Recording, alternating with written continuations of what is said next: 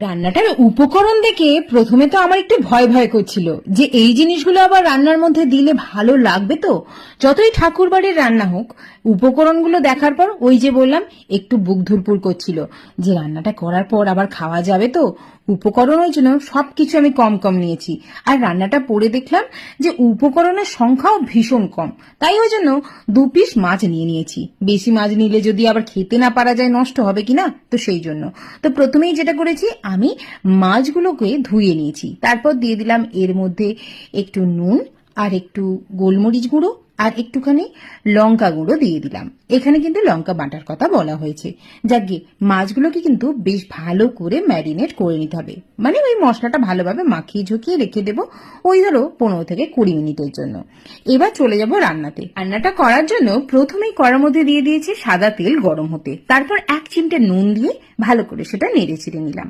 বলে রাখি, রান্নাটা কিন্তু ঘিতে করার কথা বলা হয়েছে, আমি এখানে সাদা তেলে করছি। আর মাছগুলোকে লাল করে ভেজে নেব। অবশ্যই এই রান্নাটাতে কিন্তু মাছটা ভাজার কথা বলা নেই, চাইলে তোমরা মাছটা না ভেজেও করতে পারো। ওই যে বললাম রান্নাটা কেমন হবে আমার ঠিক একটু ডাউট ছিল, সেই জন্য আমি প্রথমেই মাছগুলো একটু ভেজে নিয়েছি। এবার ওই তেলেতেই দিয়ে দিলাম গোটা গরম মশলা ফোড়ন, মানে এলাচ লবঙ্গ দারচিনি, আর সেটা দিয়ে 30 সেকেন্ডের জন্য নাড়াচাড়া করে নিয়ে এখানে 1/2 কাপ জাল করে ঠান্ডা করে রাখা দুধ এবং একটু সরও দিয়েছি সাথে, সেটা দিয়ে একটু নাড়াচাড়া করে ভালোভাবে মিশিয়ে নেব। তারপর আবারও 1/2 কাপ দুধ এখানে অ্যাড করে দেব, দিয়ে ভালোভাবে এটাকে ফুটতে দেব বেশ একটু গাঢ় গাঢ় হয়ে আসা পর্যন্ত। তো দুধটা তো বেশ ভালো করে ফুটতে শুরু করে দিয়েছে। এই সময় স্বাদমতো নুন, কিছুটা কিশমিশ দিয়ে আবারও এটাকে নেড়ে চেড়ে নিলাম। মনে রাখতে হবে নুন কিন্তু আমরা আগে তেলে দিয়েছি, তো সেই জন্য নুনটা বুঝে দিতে হবে।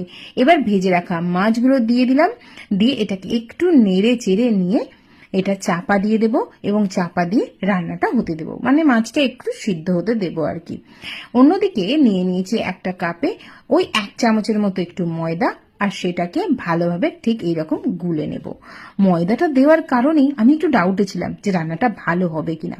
ও বাবা, খাওয়ার পর তো আমি সত্যিই চমকে গেছি। মাছ কিন্তু ওইদিকে বেশ ভালো মতো ফুটে উঠেছে, বেশ গাঢ় হয়ে গেছে। এই সময় আবারও একটুখানি লঙ্কার গুঁড়ো আমি এখানে দিয়ে দেব। অবশ্যই এখানে কিন্তু লঙ্কা বাটার কথা বলা হয়েছে, তোমরা চাইলে লঙ্কা বেটেও দিতে পারো।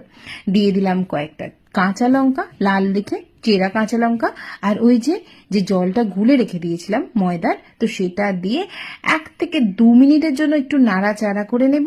আর নামানোর আগে দেখবো একটু গরম মশলা গুঁড়ো, সামান্য একটুখানি ঘি, আর এটা দিয়ে নাড়াচাড়া আর করব না।